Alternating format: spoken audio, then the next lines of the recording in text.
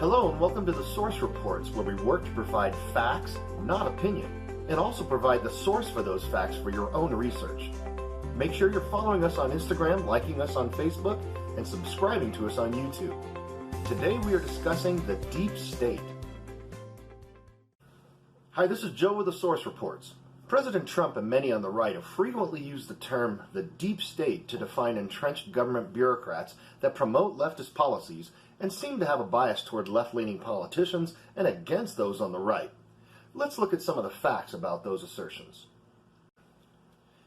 According to the Office of Personnel Management, or OPM, the federal workforce is comprised of an estimated 2.1 million civilian workers, not including an additional 585,000 postal workers and another 1.4 million members of our armed forces. By way of reference, in 1940, that number was approximately 700,000. These federal government employees work in various departments such as agriculture, education, Social Security, the IRS, Homeland Security, the Treasury Department, the Veterans Administration, the CIA, the Justice Department, the FBI, and so forth.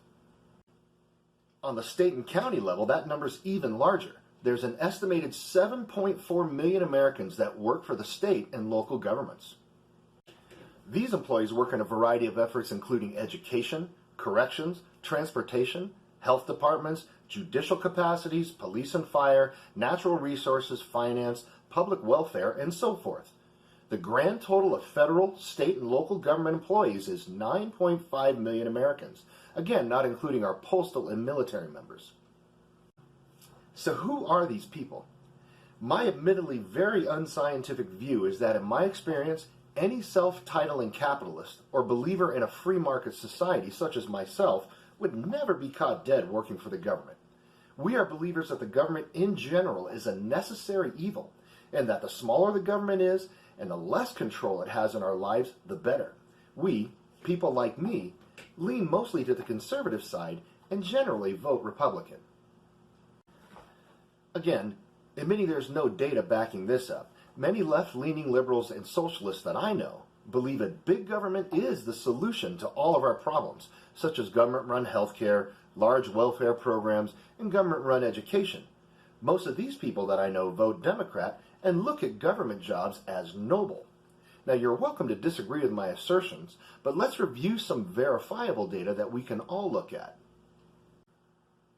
A recent study of federal employees estimated that approximately 49% identify as Democrat and 40% identify as Republican, and 11% not claiming any political leaning. No study necessary for this next point. Our last three presidents all served for 2 terms, totaling 24 years. The last 3 presidents were William Jefferson Clinton, George W. Bush, and Barack Hussein Obama. It should be obvious that most of our current government employees joined the bureaucracy during these administrations.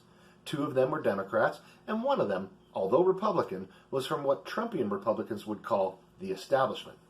Most Republicans that are pro-W are anti-Trump, and are what make up the never-Trump Republicans, including people like Mitt Romney and the recently deceased Senator John McCain, coincidentally, or maybe not so coincidentally, our last 2 Republican candidates. The thesis is that most of our current government workers do not support our current President Donald J. Trump, and are silently working on the inside to try to get rid of him. Many of us believe that this is what was behind the Trump-Russia collusion investigation that turned out to be false, and the current Trump-Ukraine impeachment process. Regardless, let's look at some telling data that you should find interesting.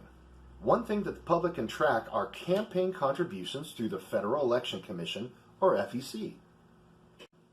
Our most recent presidential election in 2016 showed that in a study of 14 federal agencies, 95% of campaign contributions went to Hillary Clinton, and only 5% went to Donald Trump. In the State Department alone, which HRC headed, 99% of donations went to Hillary, and only 1% went to Donald Trump. Similarly, IRS employees donated 94% to Hillary, and only 6% went to Donald Trump.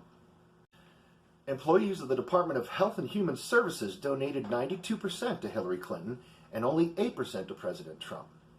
Treasury Department employees donated an amazing 99% to Hillary, while only 1% supported President Trump.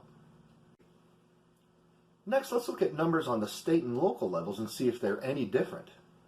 Teachers' unions in 2016 donated 93% to Democrats and only 7% to Republicans, and are currently donating 97% to Democrats and 3% to Republicans. In 2016, police unions donated 67% to Democrats and 33% to Republicans, but current numbers show that changing in our current election cycle to 63% being donated to Republicans and 37% being voted to Democrats. The largest union for government employees is the American Federation of Government Employees, which has an estimated 670,000 members. For the last 2 election cycles, they have donated 90% of their contributions to Democrats and only 10% to Republicans.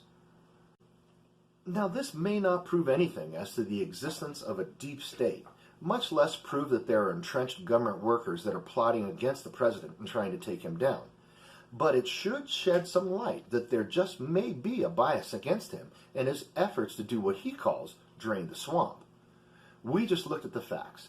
When you watch, listen, or read commentary on the president from his political opponents, should these facts just maybe affect your trust in what they are saying? This is Joe Bavender with the Source Reports, and those are the facts. Our tables and reports are available for downloading on our YouTube channel.